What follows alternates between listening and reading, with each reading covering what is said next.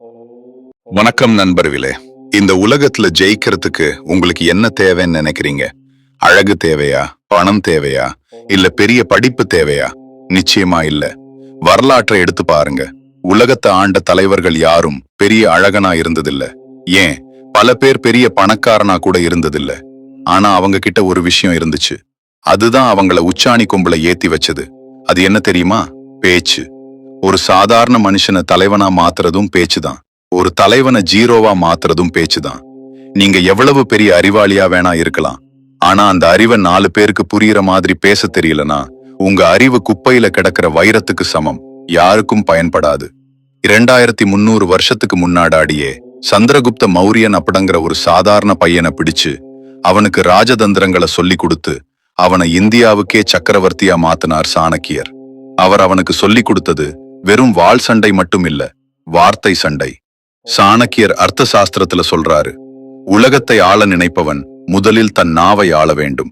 நாக்கு ஒரு சிறிய தசைதான், ஆனால் அது உருவாக்கும் தாக்கம் ஒரு பெரிய போரை விட வலிமையானது. இன்னைக்கு நம்ம பார்க்க போறது அந்த சாணக்கியர் சொன்னன பேசும் கலைக்கான 7 ரகசிய விதிகள். இத நீங்க கத்துக்கிட்டீங்கன்னா உங்க ஆபீஸ்ல உங்க பாஸ் உங்களை மதிப்பாரு. உங்க வீட்ல உங்க வார்த்தைக்கு மரியாதை கிடைக்கும். ஒரு மேடையில ஏடுனா கைத்தட்டல் காது கிடியும். முக்கியமா நீங்க யார வேணா உங்க பக்கம் ஈர்க்கலாம். தயாரா இருங்க. இது வெறும் வீடியோ இல்ல, இது உங்களுக்கான பேச்சு பயிற்சி. வாங்க சாணக்கியரின் ராஜசபைக்குள் நுழைவோம். விதி 1, கேட்பதே பாதி பேச்சு. The art of listening. முதல் விதி, இதுதான் எல்லாத்துக்கும் அடிப்படை. சிறந்த பேச்சாளன் என்பவன் முதலில் சிறந்த கேட்பவன். நம்மள பல பேர் என்ன பண்றோம்னா, ஒருத்தர் பேசிக்கிட்டு இருக்கும் போதே இவர் எப்போ முடிப்பாரு, நம்ம கதையை சொல்லலாம் அப்படின்னு யோசிச்சுட்டே இருப்போம். இது மிகப்பெரிய தப்பு. சாணக்கியர் சொல்றாரு, எதிராளி என்ன சொல்கிறான் என்பதை கூர்ந்து கவனி. அவன் வார்த்தையில் இல்லை, அவன் மனதின் ஓட்டத்தில்தான் உண்மை இருக்கும். நீங்க ஒருத்தர்கிட்ட பேசும்போது அவங்க கண்ணை பார்த்து முழு கவனத்தோட கேளுங்க. நடுவுல குறுக்கிடாதீங்க.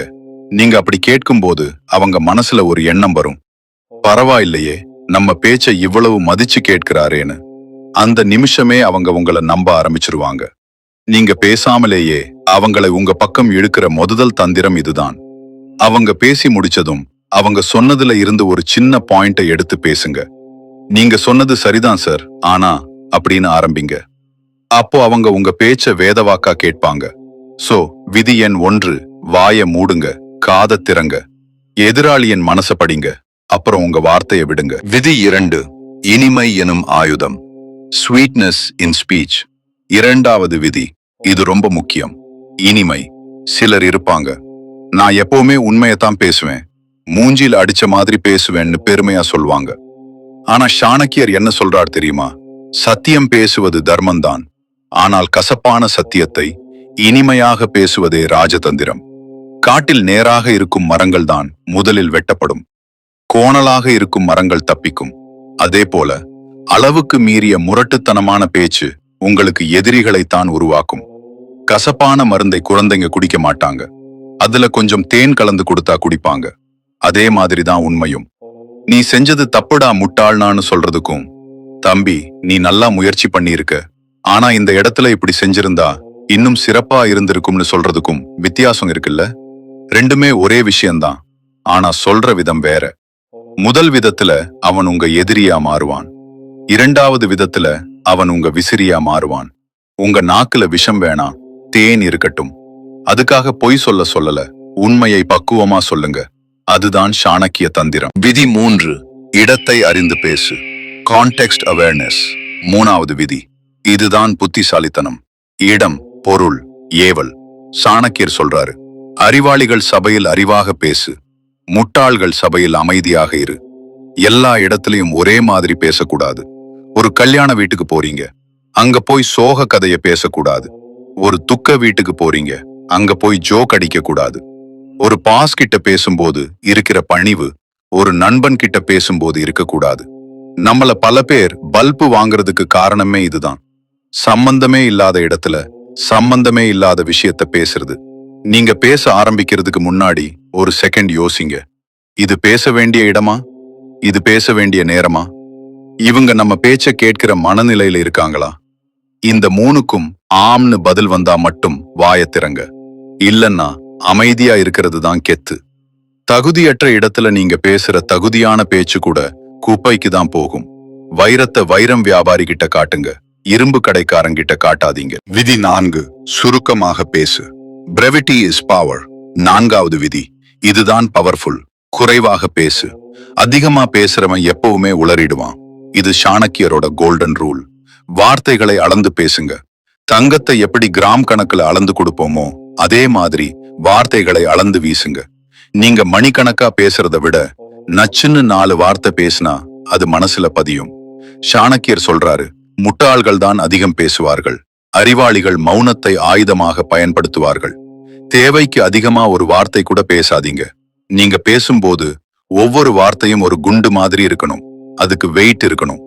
வளவளன்னு பேசுறவங்களை யாருக்கும் பிடிக்காது. எப்படா இவன் முடிப்பான்னு நினைப்பாங்க. ஆனா கம்மியா பேசுறவங்க வாய திறக்கும் போது எல்லாரும் நிமிர்ந்து உட்காருவாங்க.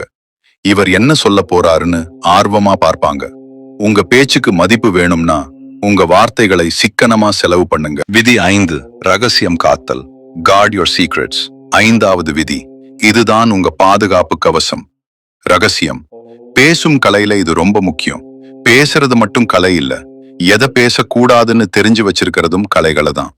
நம்மள பல பேர் ஆர்வ கோளாறுல எல்லாத்தையும் எல்லார்கிட்டையும் சொல்லிடுவோம். என் சம்பளம் எவ்வளவு தெரியுமா, எனக்கு வீட்டுல என்ன பிரச்சனை தெரியுமா, என் அடுத்த பிளான் என்ன தெரியுமா? சாணக்கியர் எச்சரிக்கிறார், உன் ரகசியம் உன் தொண்டைக்குழி வரைக்கும் தான் இருக்கணும். அது பற்களை தாண்டி வெளியே வந்துட்டா அது உனக்கு யமன். உங்க பலவீனத்தை யார்கிட்டையும் சொல்லாதீங்க. உங்க வருங்கால திட்டத்தை யார்கிட்டையும் சொல்லாதீங்க. ஏன்னா இன்னைக்கு நண்பனா இருக்கிறவன் நாளைக்கு எதிரியா மாறலாம். அன்னைக்கு நீங்க சொன்ன ரகசியம் உங்களுக்கு எதிரான ஆயுதமா மாறும். ஒரு சிறந்த பேச்சாளன் தன்னை ஒரு திறந்த புத்தகமா காட்டிக்க மாட்டான். அவன்கிட்ட ஒரு மர்மம் இருக்கும், ஒரு புதிரான தன்மை இருக்கும். எதை சொல்லணுமோ அதை மட்டும் சொல்லுங்க, எதை மறைக்கணுமோ அதை சாமர்த்தியமா மறைங்க. அதுதான் ராஜதந்திரம். விதி 6, உடல் மொழி எனும் மேஜிக். Body language. 6வது விதி, உடல் மொழி, பாடி லாங்குவேஜ். பேச்சுங்கிறது வெறும் வாய் வார்த்தை மட்டும் இல்ல, உங்க உடம்பும் பேசுது. நீங்க பேசும்போது குனிஞ்சிட்டு பேசுறீங்களா, நகத்தை கடிச்சிட்டு பேசுறீங்களா, வேற எங்கேயோ பார்த்துட்டு பேசுறீங்களா? அப்படின்னா நீங்க என்னதான் அறிவாளியா பேசினாலும் யாரும் உங்களை நம்ப மாட்டாங்க. இவனுக்கு பயம், இவன் பொய் சொல்றான்னு நினைப்பாங்க. சாணக்கியர் சொல்றாரு, சிங்கத்தின் பார்வை எப்படி தீர்க்கமா இருக்குமோ அப்படி இருக்கணும் உன் பார்வை. எதிராளி கண்ணை நேரா பார்த்து பேசுங்க. முதுக நேரா வச்சு நிமிர்ந்து நின்னு பேசுங்க. கைகளை பயன்படுத்துங்க. சிரிச்ச முகத்தோட பேசுங்க. அந்த தீர்க்கமான பார்வைதான் உங்க மேல ஒரு நம்பிக்கையை உருவாக்கும். இவன் சொல்றதுல ஒரு பாயிண்ட் இருக்குப்பா, இவன் ஒரு ஆளுமைன்னு அவங்கள நம்ப வைக்கும். உங்க வார்த்தையை விட உங்க கண்கள் அதிகமா பேசணும். விதி 7, கேள்வியால் மடக்கு. The art of questioning. கடைசி மற்றும் 7வது விதி, இதுதான் விவாதத்துல ஜெயிக்கிற டெக்னிக். கேள்வி கேள். யாராவது உங்களை மடக்கி கேள்வி கேட்டா பதில் சொல்ல தடுமாறாதீங்க.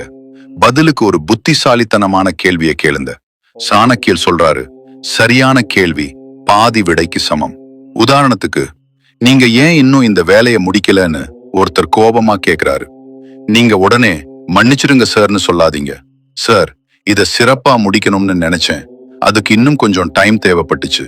அவசரமா முடிச்சு சொதப்பணுமா இல்ல டைம் எடுத்து சரியா பண்ணணுமான்னு ஒரு கேள்வி கேளுங்க. இப்போ பந்து அவங்க கோட்டுக்கு போயிரும். அவங்க யோசிக்க ஆரம்பிப்பாங்க. அந்த கேப்ல நீங்க ஜெயிச்சிடலாம். சரியான நேரத்துல சரியான கேள்வியை கேட்க தெரிஞ்சவன் தான் விவாதத்துல ஜெயிப்பான். முடிவுரை. வார்த்தையே வாழ்க்கை நண்பர்களே. 15 நிமிஷம் நாம ஒரு பெரிய பயணத்தை முடிச்சிருக்கோம். பேச்சுங்கிறது சாதாரண விஷயம் இல்ல, அது ஒரு தவம், அது ஒரு கலை. சாணக்கியர் சொன்ன இந்த 7 விதிகளையும் நினைவுல வச்சுக்கங்க. காது கொடுத்து கேளுங்கள், இனிமையாக பேசுங்கள், இடமறிந்து பேசுங்கள், சுருக்கமாக பேசுங்கள், ரகசியம் காத்து பேசுங்கள், கண் பார்த்து பேசுங்கள், கேள்வி கேட்டு பேசுங்கள். இத மட்டும் நீங்க கடைபிடிச்சு பாருங்க. உங்க பேச்சுல ஒரு மாற்றம் தெரியும். உங்க மேல ஒரு மரியாதை வரும். யாரும் உங்களை சாதாரணமா எடை போட மாட்டாங்க. உங்க நாக்கு உங்க கட்டுப்பாட்டுல இருந்தா இந்த உலகமே உங்க கட்டுப்பாட்டுல இருக்கும். சாணக்கியர் வழியில நடப்போம். வார்த்தையால உலகத்தை வெல்வோம். இந்த வீடியோ உங்களுக்கு பயனுள்ளதா இருந்தா மறக்காம கமெண்ட்ல ஐ ஆம் எ மாஸ்டர் ஸ்பீக்கர், நான் ஒரு சிறந்த பேச்சாளன் அப்படின்னு டைப் பண்ணுங்க. மீண்டும் ஒரு அற்புதமான வீடியோல சந்திக்கலாம். நன்றி, வணக்கம்.